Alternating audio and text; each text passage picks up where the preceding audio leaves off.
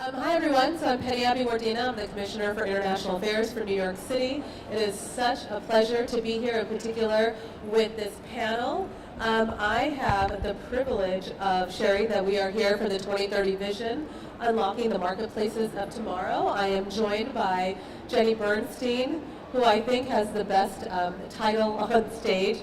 She is an Urban Innovation Specialist for Unicef. Sarah Hunter, who is Director of Public Policy at X. We have Anne Rosenberg, who's a Global Vice President at SAP NextGen, and Dominic, Vergine, Head of Sustainability and Corporate Responsibility at ARM. And I'm going to ask all of you, in answering the first question, if you could tell us a little bit about your current position and pretty much your company and why you're here answering the questions. I want to make sure that everybody has some context in terms of why we have these panelists up here. Now, you guys have been here for a couple of days. Smart Cities has been convening some really powerful conversations around what different definitions of smart city actually entail. And so what I'd like from this panel is if you can please give your perspective on what makes a city smart and why you're concerned with realizing the vision of smart cities. And I want to ask Jennie, from a UNICEF perspective, we'd love to have you kick off the conversation. Wonderful. Thank you, Penny. So first off, I'm here from UNICEF, which, as the UN's Children's Fund, we are focused on supporting the most vulnerable women and children across the world in the 180 countries that we work in. And the Office of Innovation looks specifically at how we can leverage new approaches and innovative thinking, and most often technology, to support that vision of supporting the most vulnerable children around the world. So acknowledging that most of the world's children live in cities and most of them are actually in the developing world, it's critical that UNICEF in particular start thinking about how we can transform those cities to really be meeting the needs of children and their families. And so we've heard so much about how smart cities are really powered by people, and taking a smart city model and defining it really has to start with making people the center of whatever networks and services and products we're developing. A lot of the times that definition of people doesn't really include children, and so our definition of a smart city at UNICEF certainly puts children and young people at the center, acknowledging, of course, that they'll be the generation of today and tomorrow. So that's where we stand. That's a good transition to you, Sarah. Thanks. People-centered. Tell us about X and how you'd respond to the question about smart cities. So, hi, thanks for having me. I work at X, which is a sister company to Google, and we're looking at finding new technologies to big problems. So problems that are already existing on the ground, where I think a technology might be able to unlock a solution. Everything from self-driving cars to drones to connectivity and lots of secret stuff in between. From our perspective, smart cities really, you'll be surprised, are about people, not just technology. I think you've heard a lot today about the challenges cities have working with technology, and we see that as well. And actually, one of the most important things, I think, for a smart city to realize the vision that they have is to have people within the organization who can engage with technology, ideas and solutions. Like, I think we often go to cities and we're talking French and they're talking Spanish and there's no translation in between. So I think having a city staff, like many of the cities here today, frankly, who can engage in that conversation around what technology might be able to do for their city, that's really important. Thank you. So what makes a city really smart, and it was mentioned already, it's about the people. But also it's not just people, it's people in networks.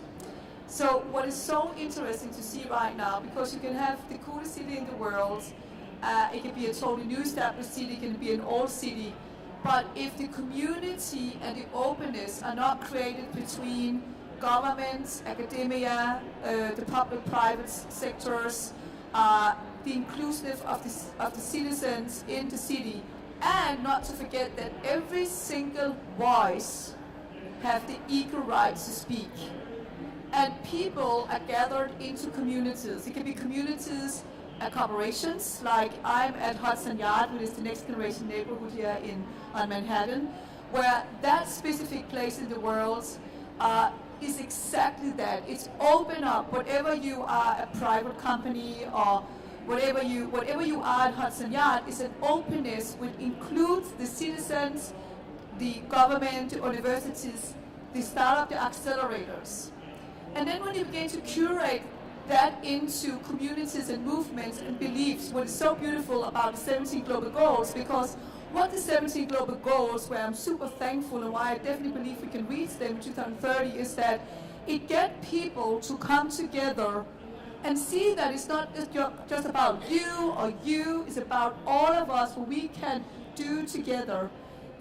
But you can only do it if you get out there and join those communities. And this is, like, you probably hear my dialect, I'm actually from Denmark, but being in New York right now is very special, because New York is a city where people are getting out, they have the conversation, because a change always starts with a conversation. You can't change the world without having a conversation about that change.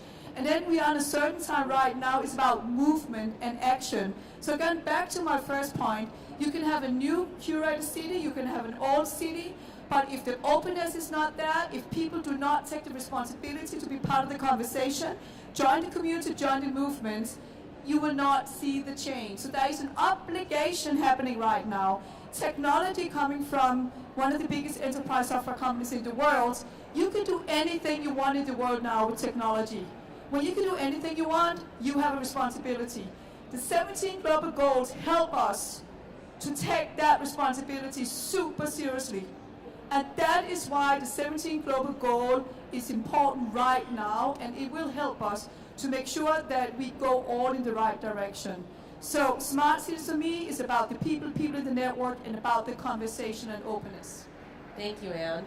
And that, talking about networks and talking about the SDGs, if you can tell us about the 2030 Vision and the partnership with ARM, and a little bit about your company.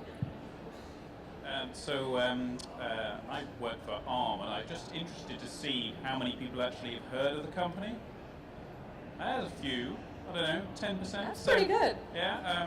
So we're not a consumer brand, but we design chips. We design semiconductors. So we are the smart in your smartphone. We're in every smartphone, every tablet, in your cars, your airbags, and widely predicted to be the brain behind the smart city, smart health, etc.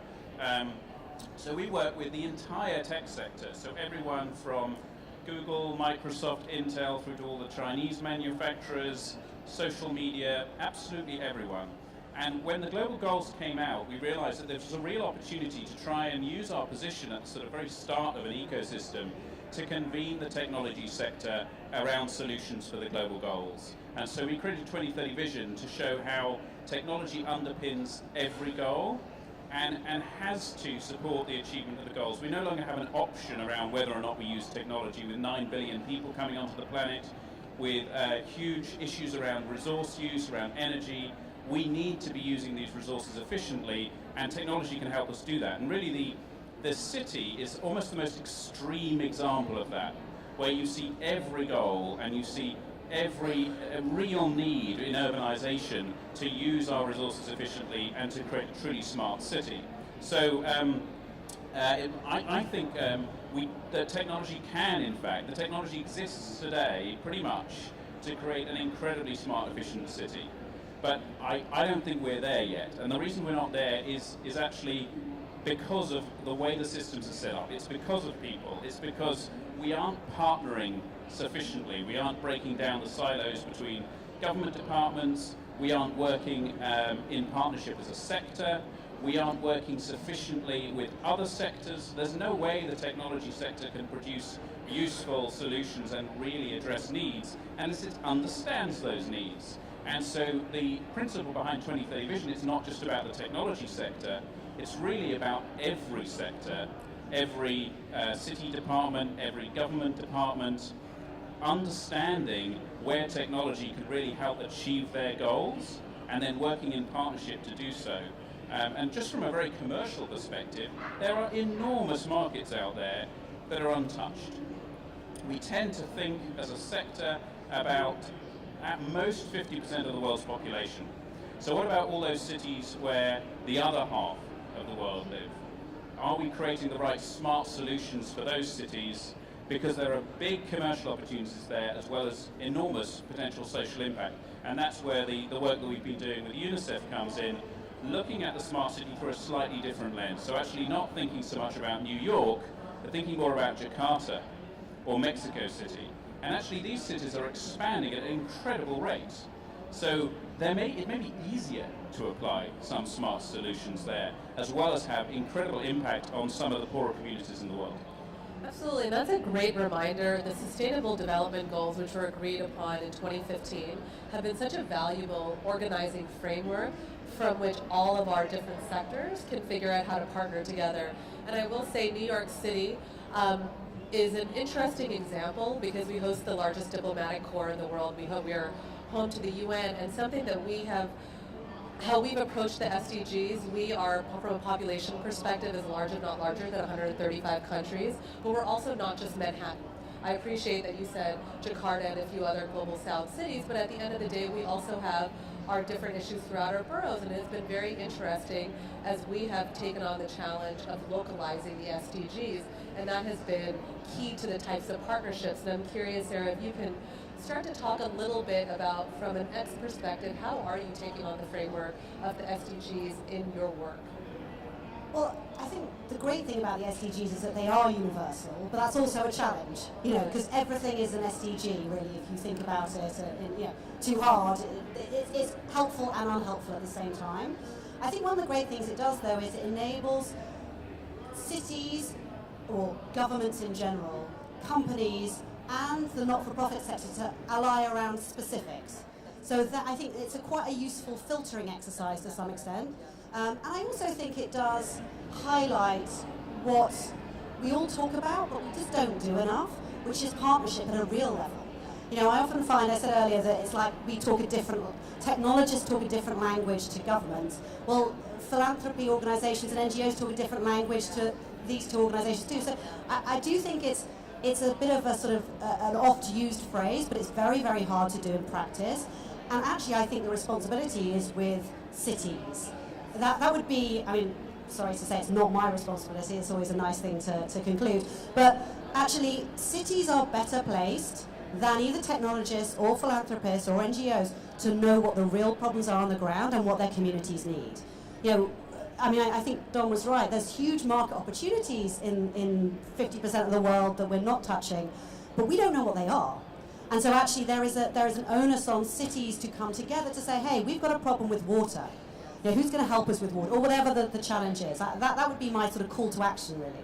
Well, that's interesting you say cities, because I imagine UNICEF makes that call to action on behalf of cities based on the work that you do on the ground. Can you tell us a little bit from the UNICEF perspective, this partnership with ARM?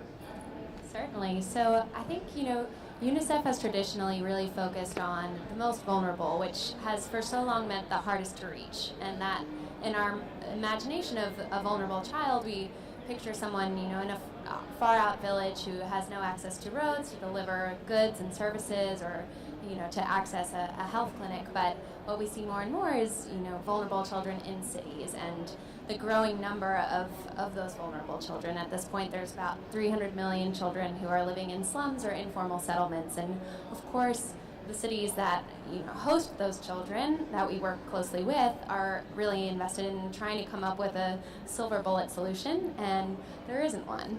But what there is a model for partnership and allowing the different sectors that Sarah was talking about to play to their strengths. So UNICEF's strength in almost all contexts is understanding children's needs and bringing those to the forefront, and also navigating governments. So while we might not be the company that develops the technology for the water sensor that spares leakage in the municipality and causes precious water to not end up in the places where families need it, what we can be is the people advocating for those children and making sure that their needs are on the city's mind, and also that the market opportunity to address those challenges are on companies' minds.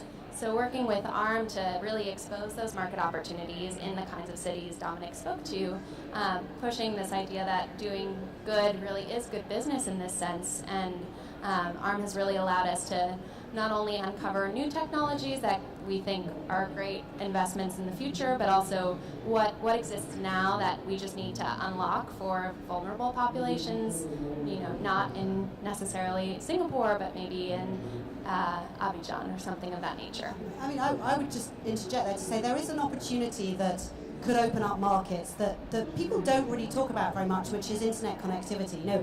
Again, we take it for granted in where we are right now, that high quality internet is available in cities, and it's not.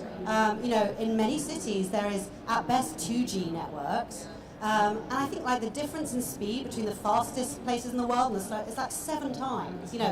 South Korea has amazing internet and India has terrible internet connectivity, and actually that as a enabler for all other technology solutions is essential, and I don't think that's sort of acknowledged. It's almost like the new infrastructure solution to the 21st century. I mean, I will say connectivity issues is something that this administration had to take on here in New York City in our 5 boroughs in the 21st century, right? And I would love for you to talk a little bit, you talked about the networking. Tell us a little bit about how SAP is taking on the SDGs and the work that they're doing around smart cities. So SAP is in 180 countries around the world, and there's 378,000 companies running SAP, and I think it's 76% of the business transactions in the world go via an SAP system. So you could say most of all business processes across 25 industries is in that network. And when that actually means you have a platform, right? There's a platform, and when you have a platform, we have 17,000 partners out there, and I'm running a network of 3,500 universities, and where we educate on the mindset of STEM. When you have that, you suddenly have a platform, and that platform is connected to the biggest cities of the world, right? So imagine that map in front of you, right? Which is an incredible map where you suddenly can begin to drive this ongoing conversation about innovation with purpose. And why I'm bringing this up about the network, the people, and innovation with purpose is that you can have the best platform in the world, the best technologies, with the best innovation spaces, but it is the conversation that you have within that network.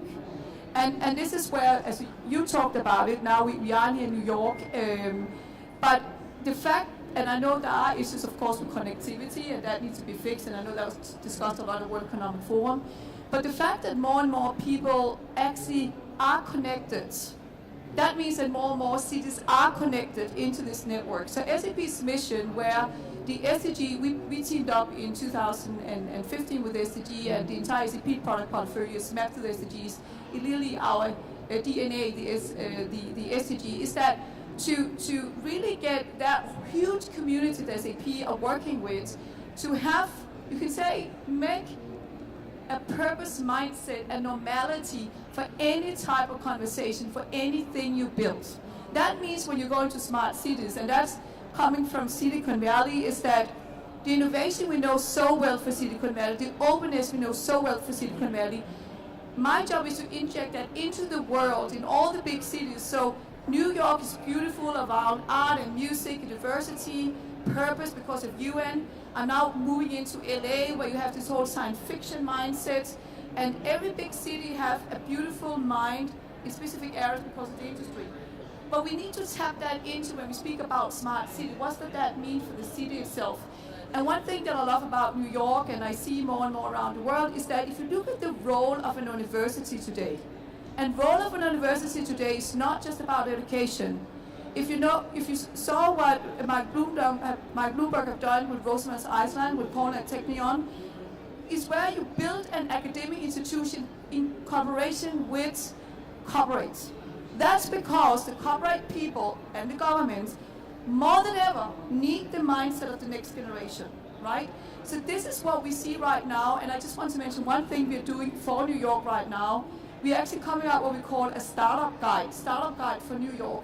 Because what is so interesting about New York is that coming out of Silicon Valley was, for 2 years ago, when New York going to be a big innovation city of the world. I mean, New York is probably the biggest city of the world. I think we can all agree on this, and many people are listening to what is happening in New York City. But innovation, right now New York is one of the biggest innovation cities in the world. Why is that? Why? One single reason. Because of UN, because of these 17 global goals, because this is here, many conversation is taken on about purpose, innovation with purpose, that is injecting to the world. New York attracts the world. And that's why we are mapping that out. So you cannot do innovation without doing innovation with purpose. And this is what New York have been able to do. And many cities are doing special things with a link to where they are in the world. So that is my input. Well, I definitely can't disagree with that. So, I mean, I'd say London, but I'm biased. Dominic, so what Anne said, what really stood out to me was it's changing the cultural mindset of cities, right? Of how people in the communities are thinking about these issues. We have been talking about how public, private, government need to work together.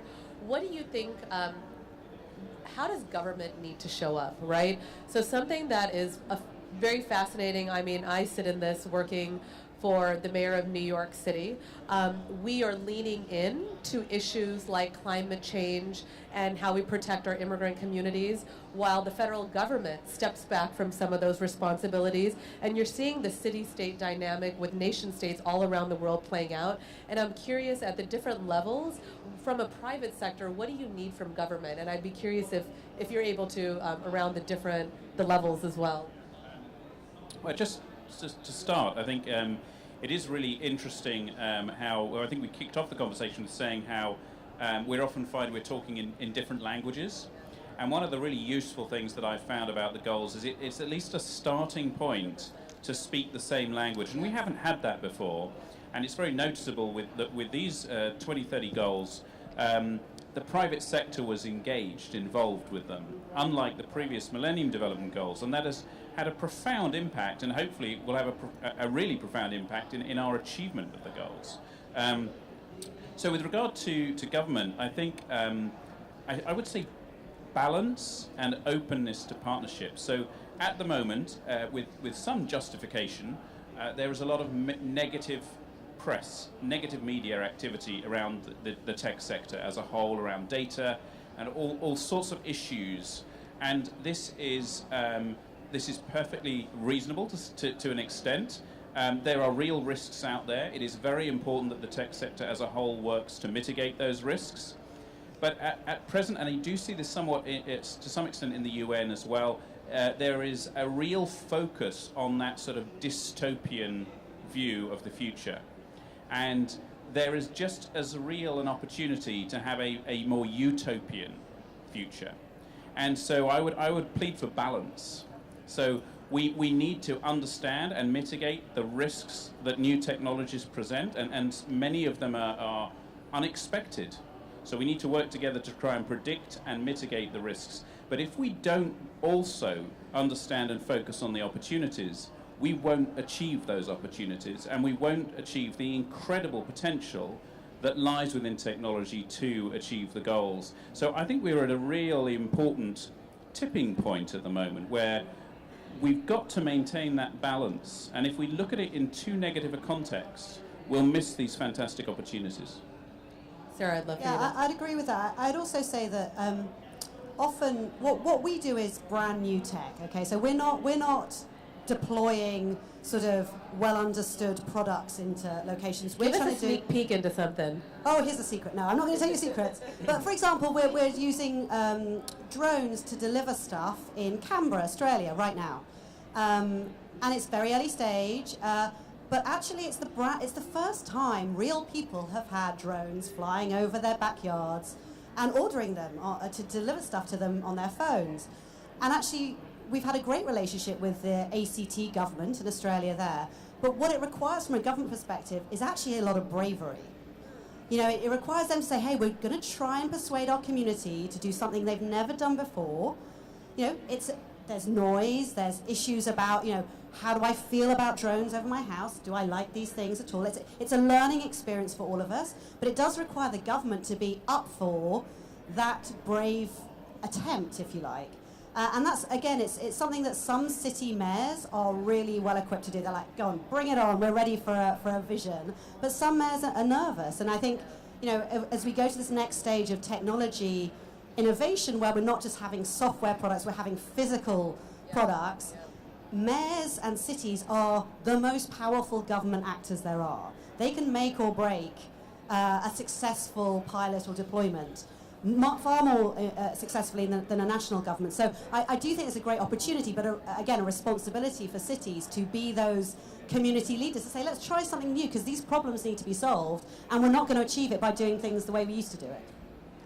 So that, I want to shift from sort of these sort of contextual questions to getting to, like, I want to hear some narratives. I want to hear things that are working, stories, examples from on the ground. That was a great place to kick us off. Can you tell us a little bit about how this private sector engagement is actually manifesting on the ground? And I'd love to hear everybody share some stories, the kind of impact that you're actually seeing from smart city interventions with this SDG realization as the end goal. I'll start us off, I guess, on that one. So there's a couple projects that come to mind that haven't actually been UNICEF-led projects, but that have inspired a lot of our thinking around the opportunities in the smart city space. And one of them, isn't at all what I would have thought of when someone told me, there's smart city tech helping children. But Minecraft, the video game company, has been working with with children and trying to understand how we can get children's vision of what they want their home cities to look like. So working in a very creative way to get the perspective of the child represented in important urban design and urban planning making decisions. So that's a pretty innovative way of using an existing technology and rethinking the city. One thing that we've been doing with ARM is looking at what local innovators have come up with and how they've understood market opportunities that maybe the global tech community hasn't yet seen are there in the cities that Dominic mentioned, Jakarta, Mexico City, and Nairobi. We've seen really amazing work already being done, not just in the infrastructural sensors and smart city tech we immediately think of, but in things as varied as emergency response in a slum, where people are able to use their cell phones to call an ambulance through an app because the public service that should be there to afford them emergency response isn't. So filling those gaps in services by stepping in as a private company and working with the communities to understand their needs. Those are two really great projects that come to mind. Can you beat the Minecraft? Oh, I wish. I love Minecraft. My kids would be so proud of me if I worked for Minecraft. So as I said, we work on really early stage stuff, so I wouldn't be so sort of bold to say that we've done sort of enormous successes yet. We're in the learning phase. But one of the issues I mentioned earlier, connectivity, we have a project using free space optics to provide super fast broadband to places that are maybe hard to get to for geography reasons. So they might have mountains or rivers in the way. And we're working with the government of Andhra Pradesh in India to deploy some pilots there. And our first location was in a village called Chaparai, which is many hours away from the neighboring town. And I mean, they don't have internet, they don't have roads, and we turned up to basically provide them super fast broadband to this village. From our perspective, it was enormously humbling to see how hard and creatively local people work with us to get these boxes up on rooftops, from the goat farmer who gave us space to put a box to people who sort of like climbing up very precarious ladders to, it really was a group effort. But there, people who send their children away to school for the whole week because it's so far for them to walk back and forth, got to video conference with their kids during the week. Things like that, which are so simple and yet so transformative for communities. Those are the if you like, the utopian things that I like to talk about, because you're right, there are too many problems in the world that could be solved by technology for us to ignore these opportunities right now. Yeah, please. I'll probably talk about a little bit from our perspective, because there are so many great examples. But what I'm working on, and I'm actually doing, I just came out with this book here called SAP Next Gen Innovation Purpose. I want to go away from having those 5 great examples to be, this is just the normality. When I are going to define a new business process, when I'm implementing blockchain, machine learning, working with drones, whatever I'm going to do, I just do it with a purpose mindset. That's it. That's who I am. This is what I do. That's really what I'm working with. And I work a lot with startups around the world where they come and show me something really cool they've done. And the first thing I say, okay, this is great, but tell me about the impact that this really would have. And if it doesn't have an impact, they haven't had the story right, I said, you need to go back and redo that. Because you can, as I said before, you can do anything you want in the world today, but you need to do the right thing. And that's where the responsibility is kicking in.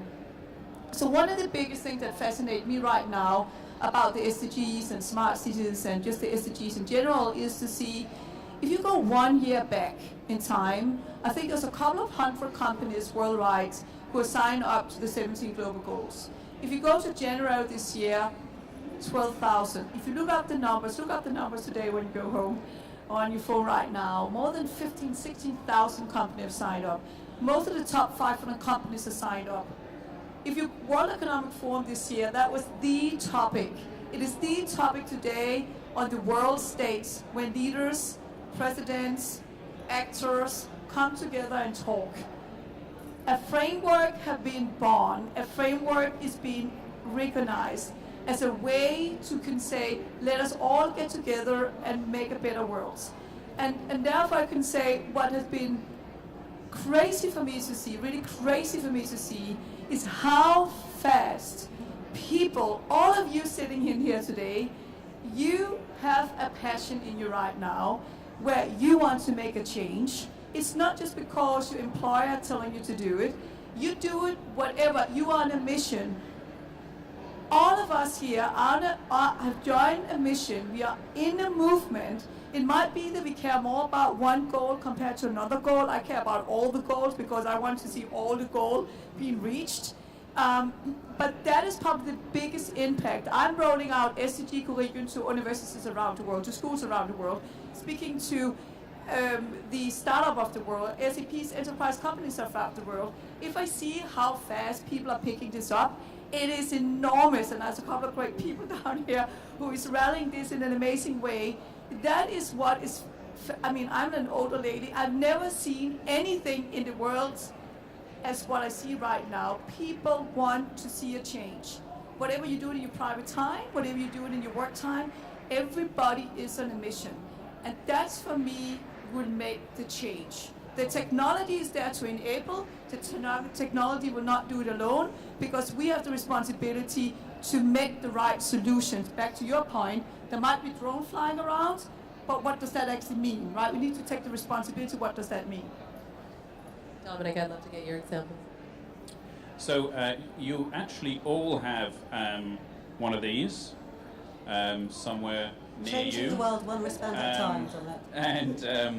And on that is this this research alongside the sort of forerunner to the work that we're about to publish with Unicef, so which is the Innovation Handbook. So there's some great examples in the Innovation Handbook about how to think about innovating for new markets.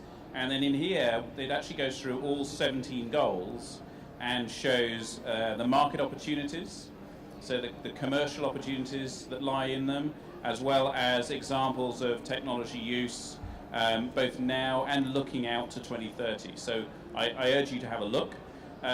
If it inspires you, then you might also be able to join.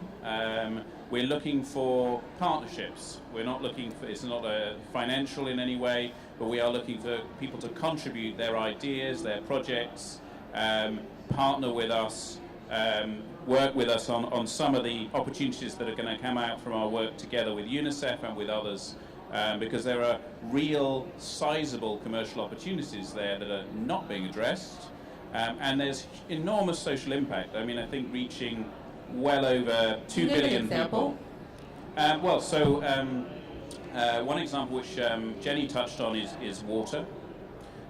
So water at the moment is mainly run by cartels in a lot of cities. So a consistent price for water, consistent reliability of access to water, the quality of the water, managing leaks, supply. So that's an IoT sensor project. It's a big data project. It's absolutely fundamental to the smooth running of a city. So that's, I think, 2 billion people are affected by that at least. And that number is only set to rise, especially as water is predicted to become a much scarcer resource. So cities that might not be affected by it today will be in 2030. And I can't actually remember the value put to that, but I mean it's a very, very significant global market. It might be, yeah. If it's not the billions, it's the trillions. Yeah. So we're talking big numbers. A completely different example is around ride sharing. So one of the astonishing things coming out of the work that we've done is that it takes, I think it was actually an average around 6 or 7 hours for a lot of poorer workers to commute to their jobs every day.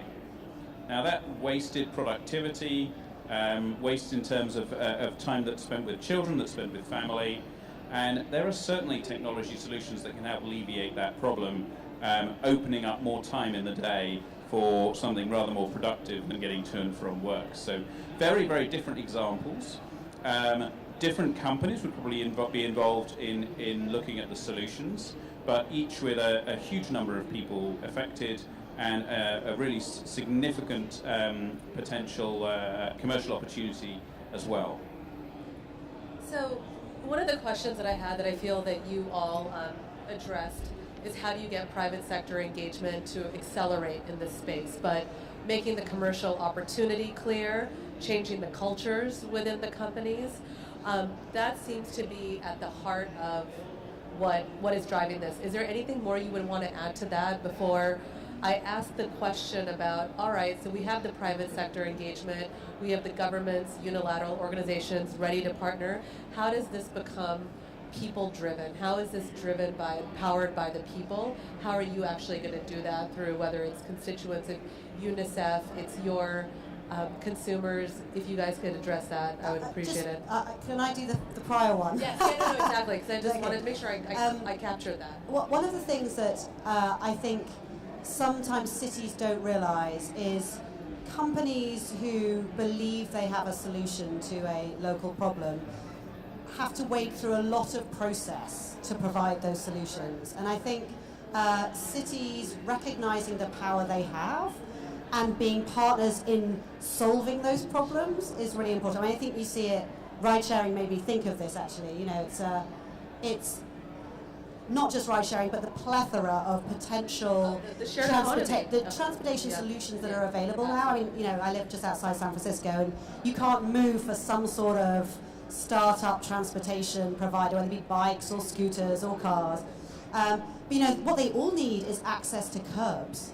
Like curbside is to be able to drop people off and pick them up, is what you need. That's the asset that, and who regulates that? It's not actually the city, it's like the super local superintendents who regulate that. And so the power actually to open up a city to a business opportunity is often in the hands of a city that doesn't even know there are regulations there. They're dusty old rules that frankly were never invented for this century. So. Or I will say, being from the city side, the perspective is the processes and the regulations that are there are to protect the citizens, right, and the community, because a lot of this, we do need to be brave and open up for the conversation, but once we do open up, all the things that could potentially happen, right? Totally, and I think, I mean, this is where I would say sandboxing is a really nice concept for cities to sort of lean into. Explain that to everyone. So sandboxing is basically, as a city, saying, look, we know there are some problems that technology might be able to solve,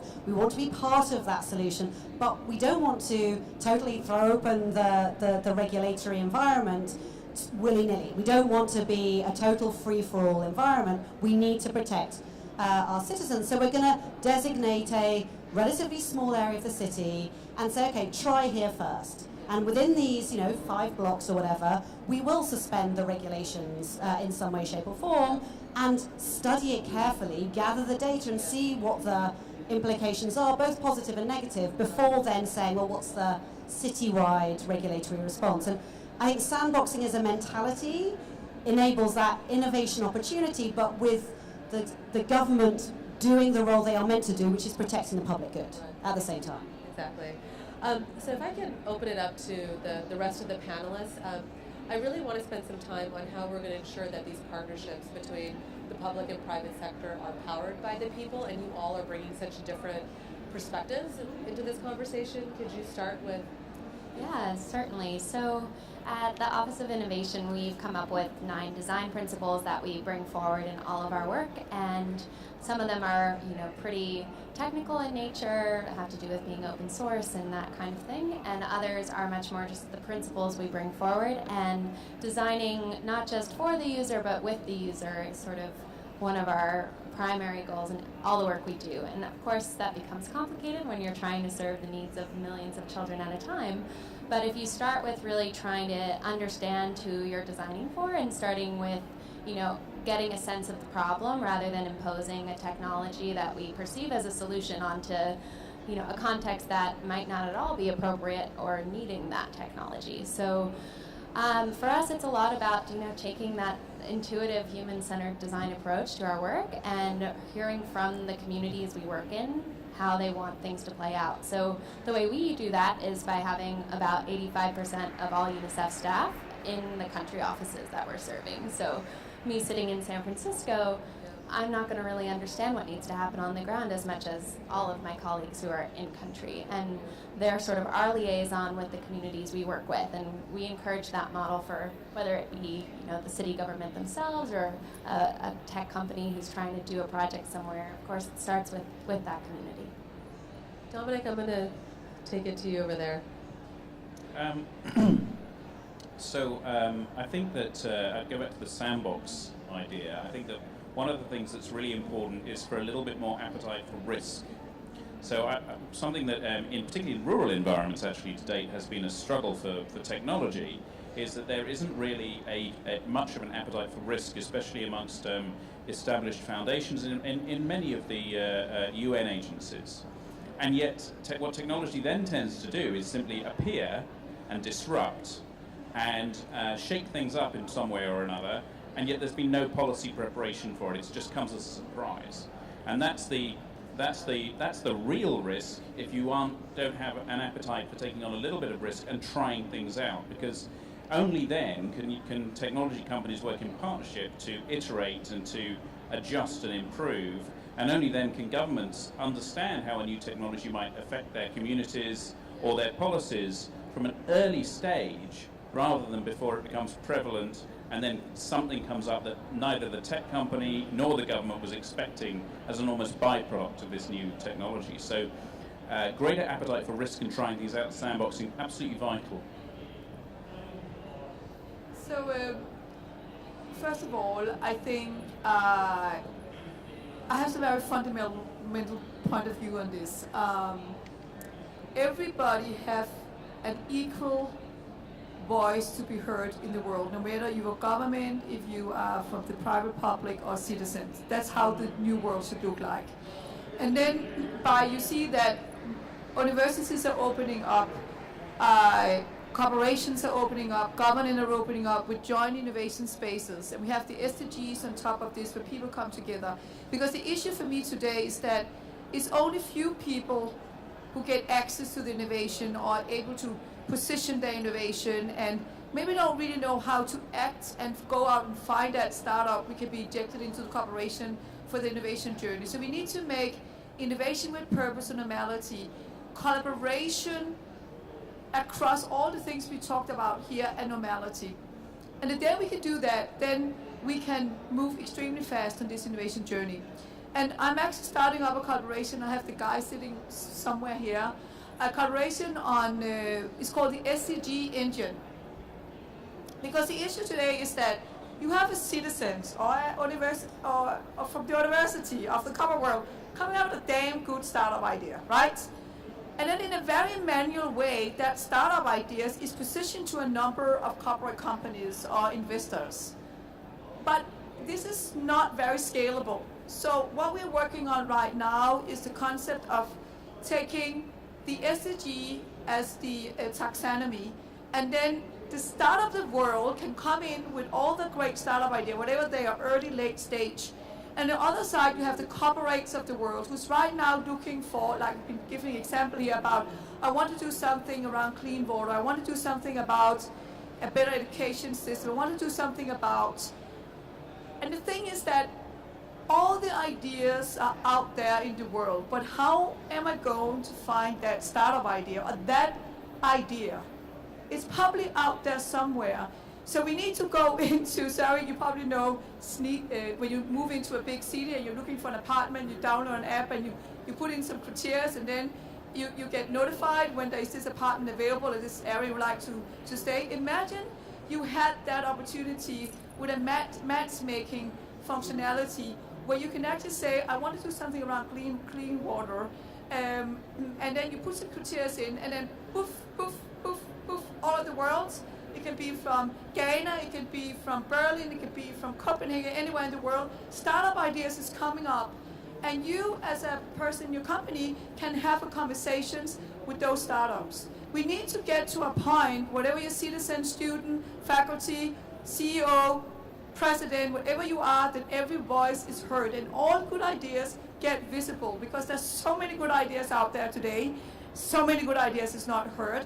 And the day we can get to that point, all citizens of the world will feel that they are valued, and people will listen to them, and we can accelerate the world as we've never seen it before. So that's the point, and that is what the SDG, I'm looking at it right now, the SDG engine is about making innovation with purpose and normality, and not just for the few people.